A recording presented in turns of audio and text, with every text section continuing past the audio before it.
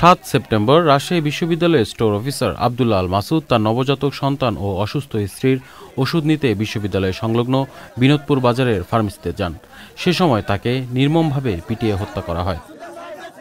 এ ঘটনায় কোনো আসামি বা সাক্ষীর নাম উল্লেখ ছাড়াই 11 সেপ্টেম্বর রাজশাহীর মতিহার থানায় হত্যা মামলা করে পরিবার। এখনও কাউকে গ্রেফতার করা হয়নি। ওই ঘটনায় আইনি ব্যবস্থায় যায়নি বিশ্ববিদ্যালয় প্রশাসন। এই বিষয়গুলো নিয়ে আমরা যেটা বললাম, সেন্ট্রালি এখন একটা ফ্যাক্ট ফাইন্ডিং কমিটি এবং আরো অন্যান্য ঘটনা নিয়ে একটা করা হচ্ছে, চেষ্টা করা হচ্ছে। হয়তো কিছুদিনের মধ্যে আপনারা দেখতে পাবেন এই কমিটিটা, যেটা এই সব বিষয়গুলো নিয়ে ওনারা তদন্ত করবে। করার পরে যদি প্রয়োজন হয় অবশ্যই করতে বিষয়ের জন্য মামলা। 2014 সালে রাজশাহী বিশ্ববিদ্যালয় ক্যাম্পাসে একটি হামলায় মাসুদের পায়ের নিচের অংশ বিচ্ছিন্ন হয়ে যায়। 18 সেপ্টেম্বর জাহাঙ্গীরনগর বিশ্ববিদ্যালয়ের সাবেক ছাত্রলীগ নেতা শামীম আহমেদ ওরফে শামীম মোল্লাকে পিটিয়ে হত্যা করা হয়।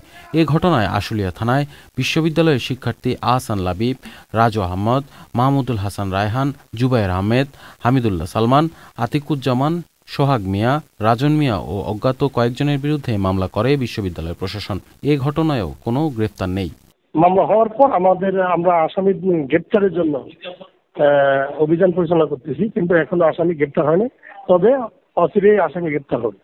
একই দিনে ঢাকা বিশ্ববিদ্যালয়ের ফজলুল হক মুসলিম হলে চোর সন্দেহে পিটিয়ে হত্যা করা হয় তোফাজ্জল নামক এক যুবককে।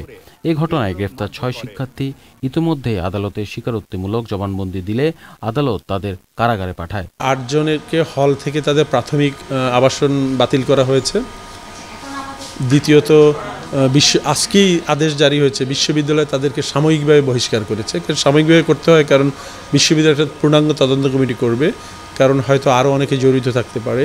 সেই তদন্ত কমিটির চূড়ান্ত সিদ্ধান্ত না আসা পর্যন্ত তারা বহিষ্কার থাকবেন। প্রক্টর জানিয়েছেন, বিশ্ববিদ্যালয়ে শিক্ষার পরিবেশ উন্নয়নে কাজ করছে কর্তৃপক্ষ। Iftekhar Uddin, channel I, Dhaka.